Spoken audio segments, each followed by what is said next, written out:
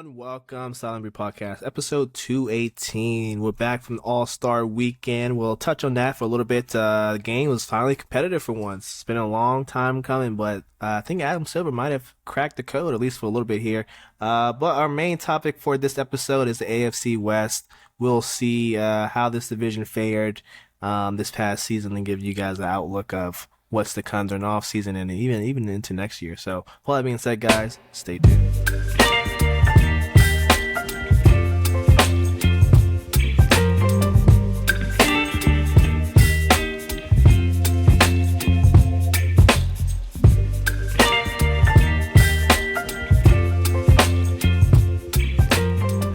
Let's hop right into the AFC West. This division was, going into the year, many people thought it would be one of the toughest divisions in football. Kind of didn't turn out that way with the Raiders, and then even the Chiefs having a down year as well. I'm not going to say about the Raiders. The Raiders, they always seemingly have a down year, so I don't think this applies to them. But the Chiefs definitely had a mediocre season for them, for their standings. First time not in the AFC Championship in a very long time. I think it's ever since Mahomes became the starter, actually. So tough for Chiefs fans, I guess. But hey, makes me happy. Let's start at the bottom, work our way up. We got, of course, the Raiders at the bottom of the division. Pete Carroll was the coach. Now he is not the coach. He only lasted a year after, being let go from the Seahawks, taking a little break, I think he went back to USC as a professor, then coming back to the Raiders. Didn't last too long. Geno seemingly is probably out of Las Vegas as well. They got the number one pick. Mendoza is probably the guy they go after. I'll start with you, Jacob. How would you grade the Raiders season, and what's the outlook for the Raiders? Is there anything positive to look forward to if you're a Raiders fan out there? Yes, you just mentioned him, Francisco Mendoza. I think three of us all believe he's got what it takes to be a star at the next level.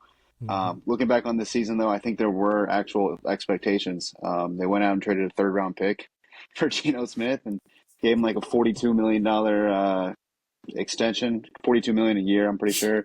And then they just absolutely stunk the bed. Week 1, they played New England in New England, and they beat them. They were 1-0, and then the rest of the season just kind of went down the shitter. I was very high on Austin Gentry at Boise State. Watched a lot of their games when he was there. He didn't really look good. Brock Bowers got banged up. The offense was just pitiful all year. Geno threw a ton of interceptions.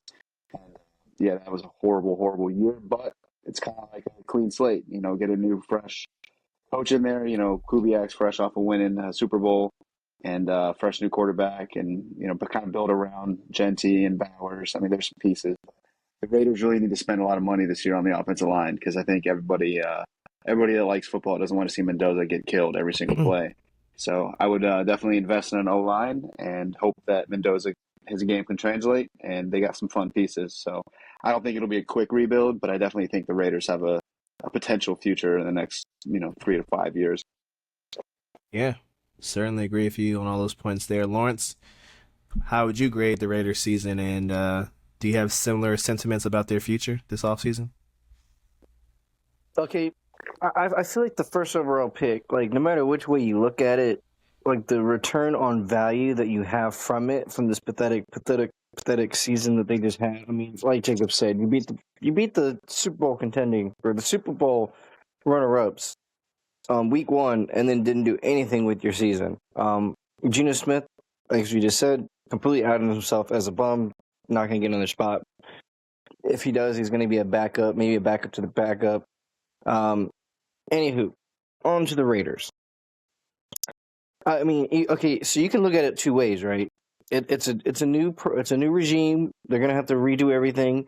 But if there's any point in which they don't feel like, oh man, this may not be like the group, or there's not continuity within each other, I think they trade the first pick. Why? Bro, the haul that you could get for someone to move up to get this generational quarterback, mind you, as good as he may be, on your team, he ain't going to be worth a damn. So you can get him, but you're just going to let him die. And then if you let him die, you're going to be the team that let him die. And, that wouldn't be very godlike of you to let this Catholic boy wonder just get pummeled into the earth game after game. So you might do the smart thing and trade your pick, and somehow end up with 3 first-round picks for this first-round pick. You don't know what you can get, but you might be able to. It might be from like, I don't know, like the 20th spot, the 21st spot. I don't know, maybe where the Steelers are. The Steelers just give them the next 3 rounds, first rounds of picks, whatever they can do. But yeah, I feel like you can look at it in a good light that way too. Like, okay, if our franchise is not ready to even take on this boy wonder, we can just get a generational haul for him, and then 3 years from now we're good because we just got everything from him. Yeah, I was kind of gonna go that direction of do the Raiders even risk taking Mendoza behind this offensive line? Like the kid is used to, Indiana. No one's really chasing after him. I mean, in the Miami game they did, but I mean, what other team really put pressure on him? Going to the NFL level, you definitely need a solid offensive line to kind of help your game translate, right? It's not going to be a seamless transition. I'm sure, even though he's a Heisman winning quarterback, he's still going to have his rough patches here and there. So I think the Raiders have a legitimate question as to, like you said, Lawrence, do they trade this pick and get a haul and just build the offensive line, kind of do what some other teams have done, or do they just go ahead and get their guy and kind of piecemeal this together? Jacob, do you have any thoughts on that? Yeah, I personally just think you can't trade the pick if you believe he's generational. If the Raiders didn't love him, then maybe I could see them kind of exploring this idea. But Yeah. I mean, if you truly believe in him, then yeah, I know that means the haul would be massive. But at the same time, like you can't be the team that traded away the pick that ended up being that guy. I mean, as a Bills Yeah. fan, the Bills traded the pick to the Chiefs that ended up being Patrick Mahomes. I mean, that's just something I'm going to have to live with for the rest of my life, even though I have Josh Allen, and that's awesome. Like, the Bills traded that pick to the Chiefs, and like that's something that I hate that they have to live with, but it happened. So I don't know. Unless the Raiders weren't 100% all in on him, I can't see them passing because you got to think Tom Brady's in that building. Tom Brady loves a good Christian quarterback like Mendoza. So I think that they got a lot of money in cap space, and they got a lot. There's a lot. There's going to be offensive linemen out there. They just need kind of like the Bears formula last year, like go trade for one and go sign two, and let's get the show on the road.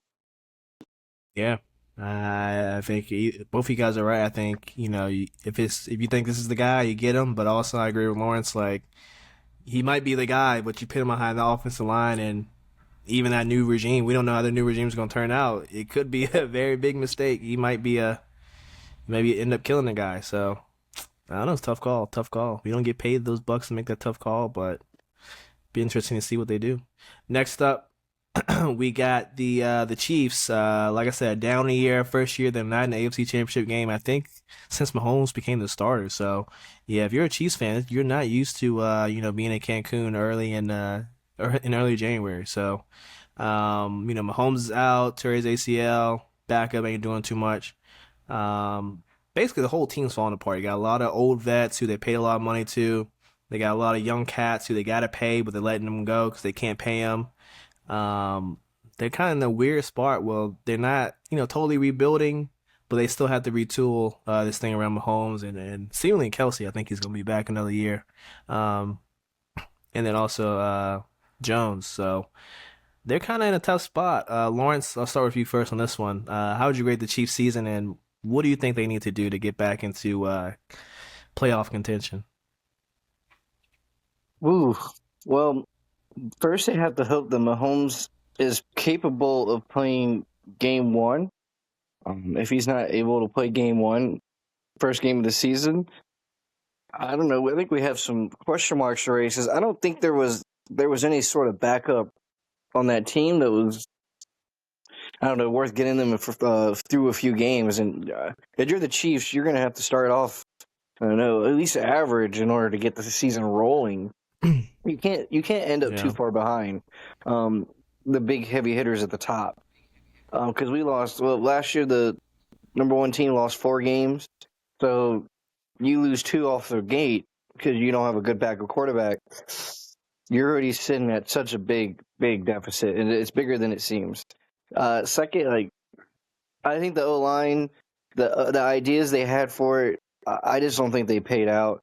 Like Jawan Taylor, they made him a left tackle. He didn't work over there at left tackle. Now they moved him back over to right tackle. I'm pretty sure they had to get rid of somebody in between that was just as good or not better. Um, the whole O line just allowed Mahomes to get murdered this season, so that's something they're going to have to address. But they'll probably get Tyreek Hill back, probably, to go with their felon core of wide receivers.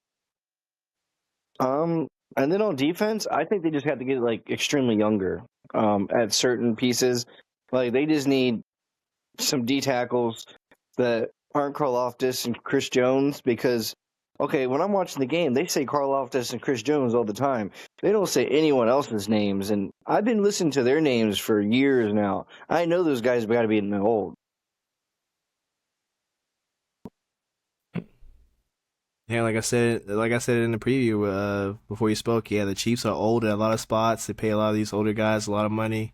The young guys who are up and coming, they either walk or you're picking and choosing who they pay. So they're in a tough spot. They really got hit on their draft picks going forward.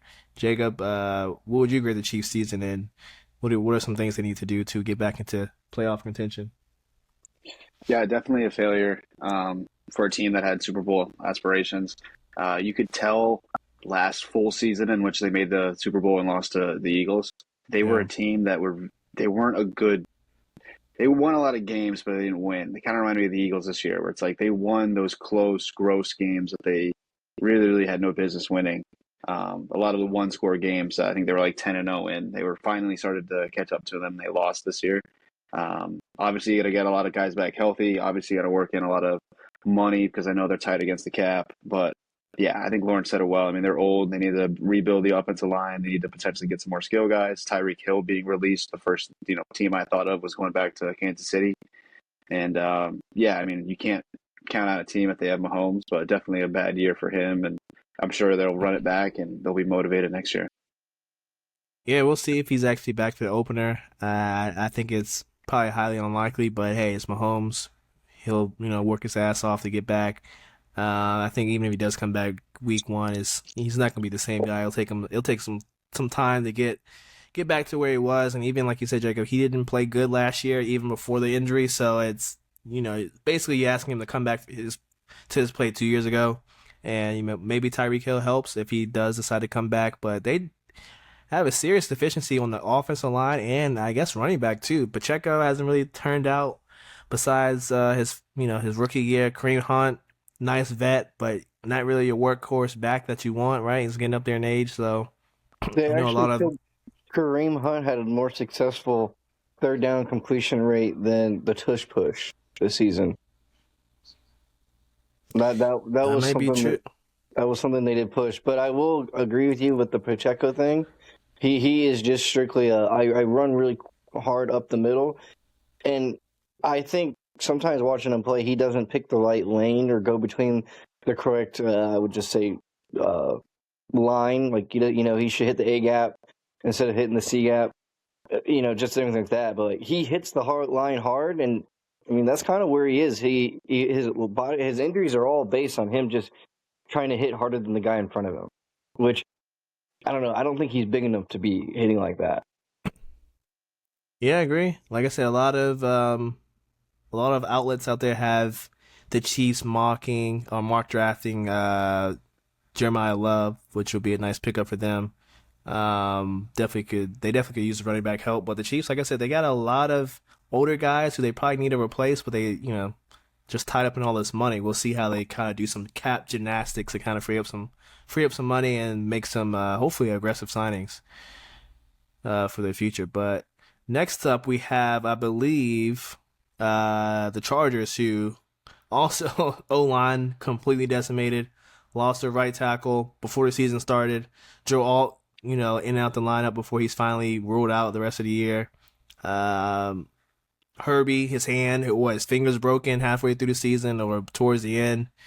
A lot of injuries plague this team, but they still somehow make the playoffs, but lose in the first round. Um, Lawrence, start with you again first. How would you rate the Chargers season, and what do they need to do to kind of get over this hump of the first round? Because I don't think Herbert has won. I think he's only won one playoff game, right?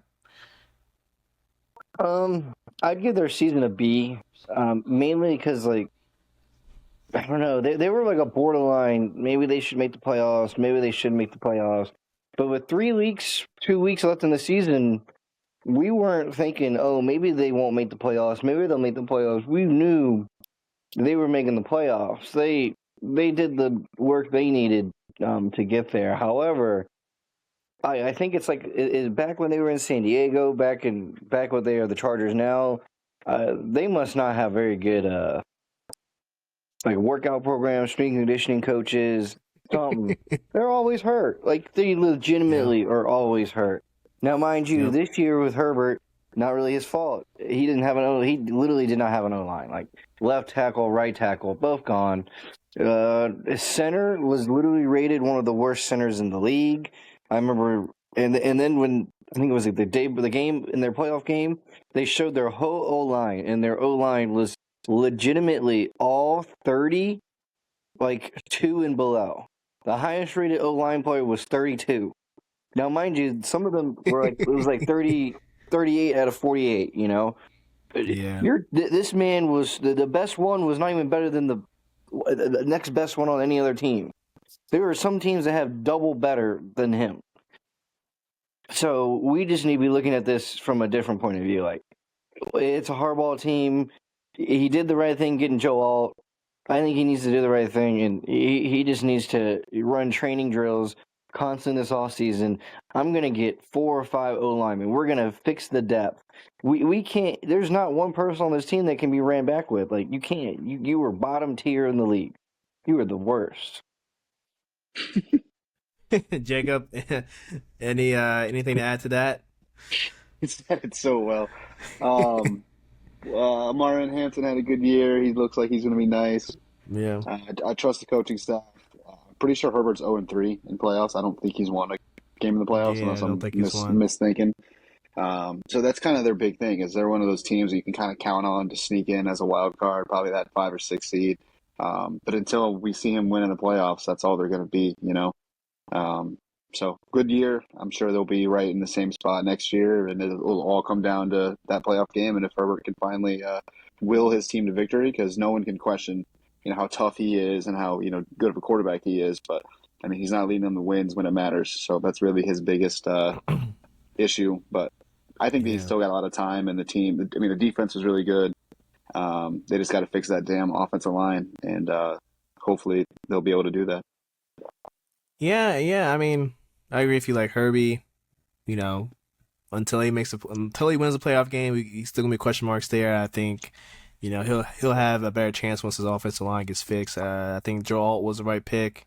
Slater's a good left tackle, but you know you can't have your left tackle going down in the preseason.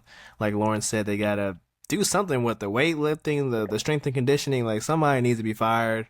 They need to go hire one of the elite people at this job, because this is ridiculous with all the injuries that this team seemingly has year after year after year. I love Hampton, nice pickup. I think you can be a real productive back. Ladd McConkey, Quinn Johnston. We'll see if Keenan Allen comes back for another year, or he might turn mercenary again. But yeah, I think they're definitely in a good spot. I don't think they need to do too much. I think it's just revamp the offensive line and then see what you got next year. But this is a hardball team. Like, they're going to be good defensively and they're going to run the damn ball. And so I don't think they need to change the formula too much, because it's been working for them. I think they just got 1 or 2 question marks. And when they get those fixed, then we can really, I think, evaluate this team.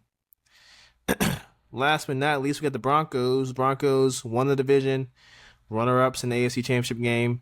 Of course, Bo Nix goes down the game before, so he's not playing. Mr. Stidham takes his place in the AFC Championship game, and they can only score, 7 points? So, in terms of this season, Jacob, how would you grade the Broncos? And what kind of moves do they need to make in the offseason to kind of get back to the at least playoff contention, if not AFC Championship game?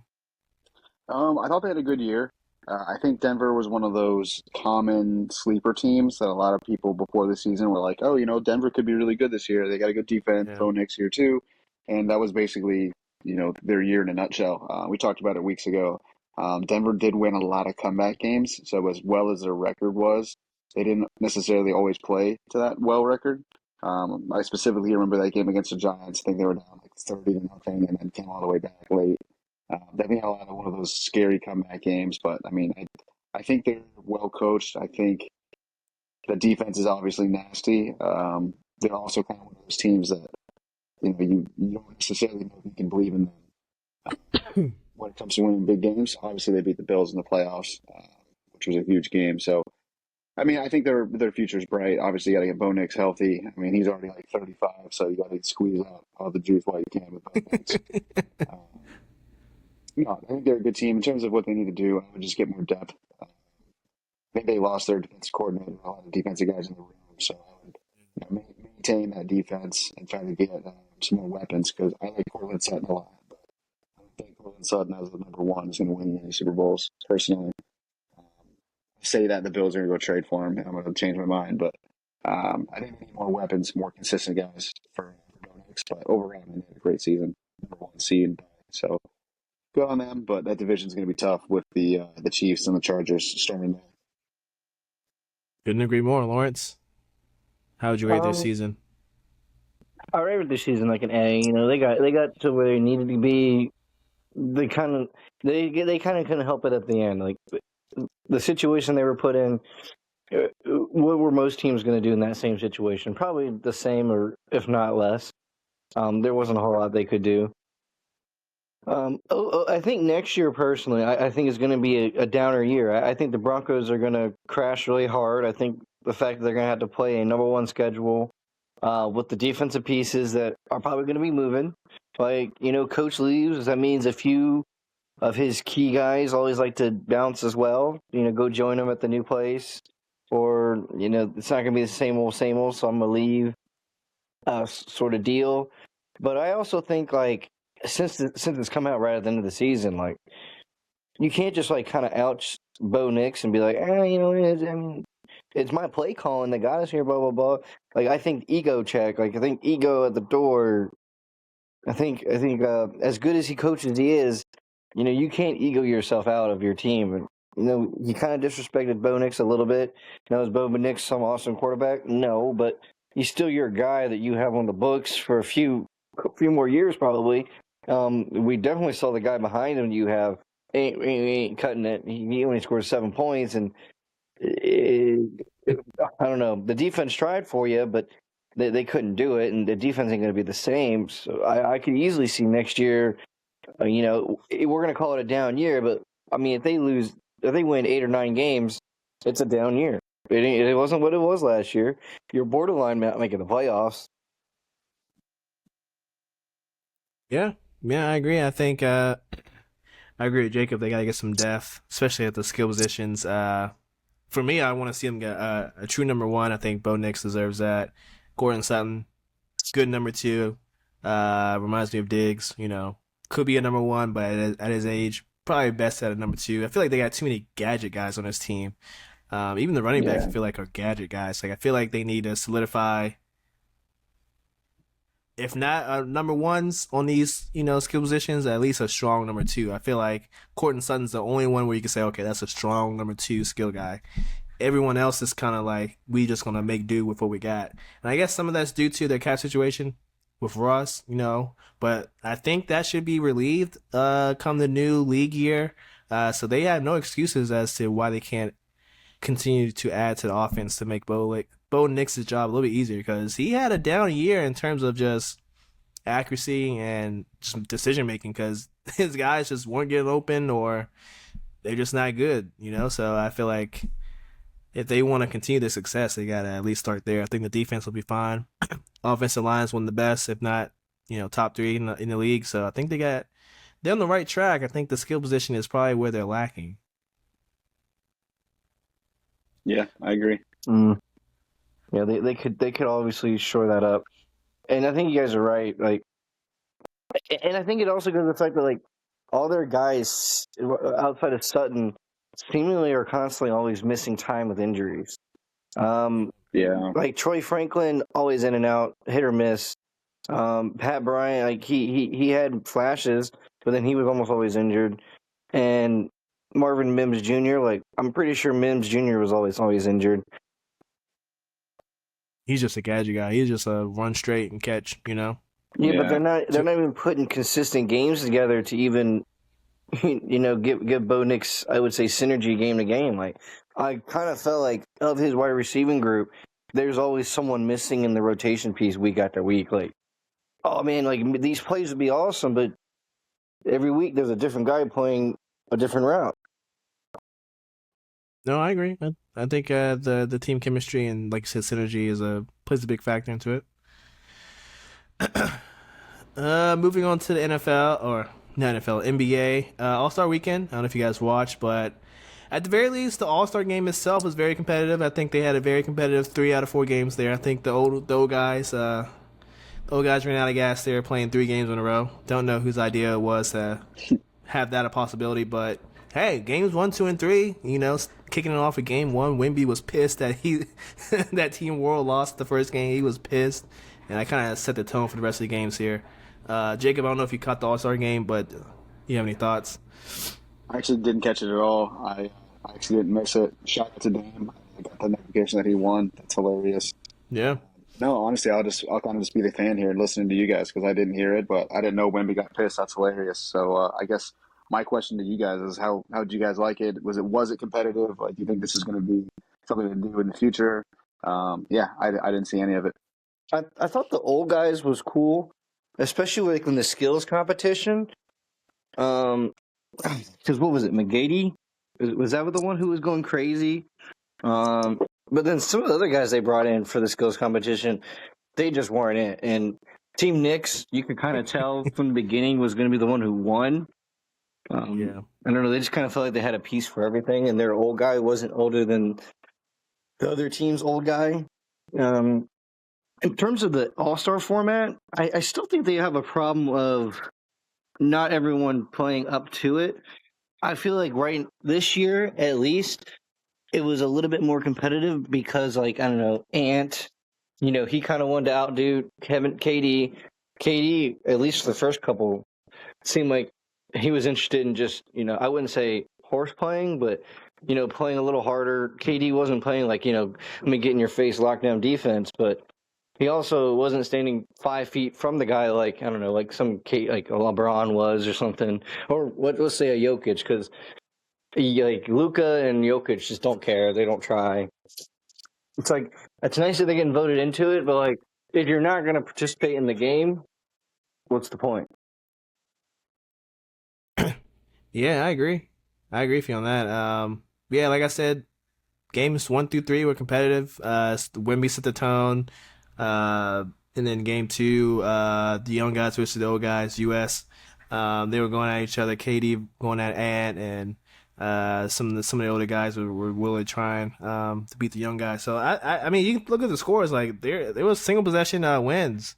And then the game 3, I think Fox hit the 3 to win the game. So I mean, I like the format. Will the format work every single year? I don't know. I think it just depends on the makeup of the teams. Will they do the young guys, old guys in the world again, or will they switch up how they pick teams? Like, I think this format can work again, but if they want to reshuffle and maybe try something else, I wouldn't be opposed to that either. But I think this tournament format where the games are shorter, like the 12 minutes per game, I feel like it's a sweet spot because, let's be honest, I don't think you can get guys to play like 4 12-minute quarters. Like, they're not interested in that. So if it's just 12 at a time, I feel like you might get a better chance of them competing for at least 3/4 of that.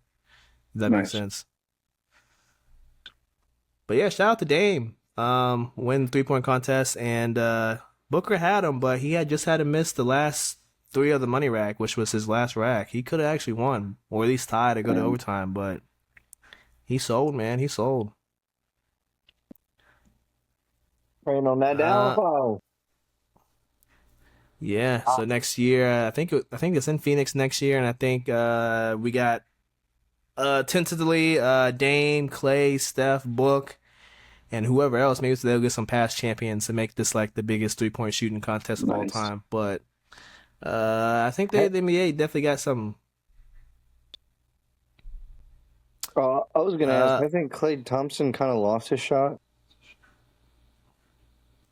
Nah, I think Clay can still shoot it. I feel like he's a little distracted and down there in Texas. He's a little distracted at the moment. You get distracted, Lawrence. You can't really do what you used to do. You can't you forget how to do things. Um, any other topics from the weekend? College basketball. I don't know if we want to. The elephant in the room, Mason, kind of being terrible. They stink. The one in last time we kind of talk on them.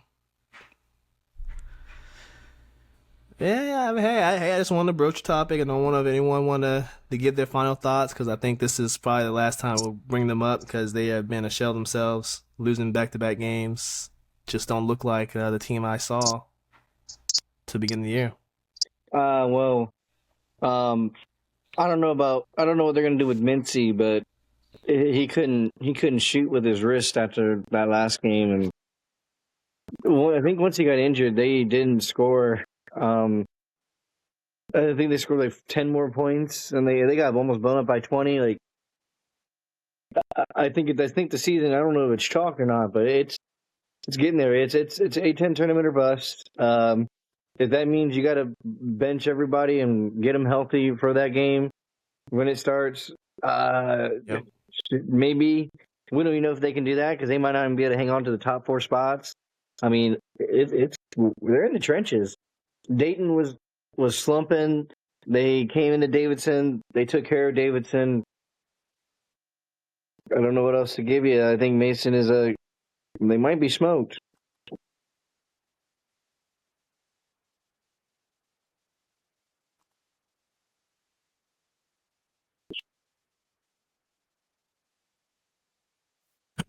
Not sure. Oh, I think Lawrence muted his mic, but yeah, I think Mason got to get out of the slump because they are slowly coming down the rankings. VCU is 2 games ahead now. Not good. I think they definitely need to either sit guys and keep them healthy for the tournament, or make this last minute push because they can't go into the tournament with this bad momentum. They need to turn things around before they get bouncing like the first round. Yeah, I think you saying that's actually very, very it's on point because in basketball and especially around tournament time, Yeah. it's usually not the best team that wins. Granted, sometimes it was. Florida last year, probably the best team. But Yeah. I think this is a sport that it's the hottest team. You can get on a run and you feel the momentum and you can just, be the Cinderella. And obviously Mason started out really, really well. They're in a really bad stretch right now. I think the last, month-ish to the season is extremely important because if you can win 4 in a row, 2 out of 3, 4 out of 5 to end the season, and you can go into the tournament thinking, you know what, shoot, why not us? Forget about that bad streak, boys. Like, let's just go back and just play our game. I mean, anything can happen. I'm not predicting anything. I'm not saying Mason stinks right now, but there's still a chance because they have that tournament. If they get hot, I mean, right now they can be a 3 seed. I think that's a double bye with the 3 seed. So they need to just put the Band-Aids on, try to get some momentum and get rolling back in the right direction. But I mean, you'd be a fool to believe that. So I won't. Nicely said. Nicely said. Lawrence, anything to add there? I mean, they have to play VCU and St. Louis to finish the season. Yeah, it's They literally only have 1 game to lose on pretty much 5 teams behind them. They have to play 2 of those 5 teams to finish the season that are right behind them. I don't like the odds. I don't. I really, truly don't. They are really between a rock and a hard place. Because you kind of need Mincy for tournament time, and you can't let him. You can't keep degrading him like his body for you. I wouldn't say useless gains, but they're kind of meaningless at this point. Like, you could win out the rest of the season, you're still not making the tournament unless you win the A10 tournament. You're just not. You lost to Richmond when they were literally 6-game losing streak. That is like rock bottom. Yep. It don't get worse than that. Yeah, I think this is time to be strategic, like you said, Lawrence. If the man got to rest, the man got to rest. I don't think it's too difficult to figure that out, but we'll see what Coach Skin and staff have to do with that. Anything else before we head on out, guys? USA Olympics, the Olympic men's hockey team. I've been following through with that. Yep. If the boys get to the gold game, it'd be the first win since the Miracle on Ice in 1980. They've been good, not great. They've won all their games. They've started slow. They kind of have a Mason issue there, but they've been pretty dominant. And their next game is going to be on Wednesday against either Sweden or Latvia. So shout out to the U.S. men's team, the 3-0 through quad play, and that are waiting the winner on the knockout round. So let's go, boys in blue. Okay, let's go USA. Lawrence, anything? No, but I just did like the notification. Braden O'Connor is out for the remainder of the season, so there is no hoping that O'Connor comes to save you. Yeah, there is no hoping O'Connor comes back and puts a few things together. I think they might be Cook boys.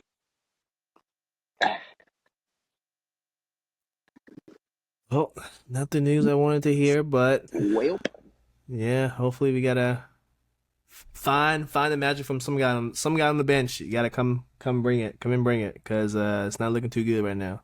Not looking too good.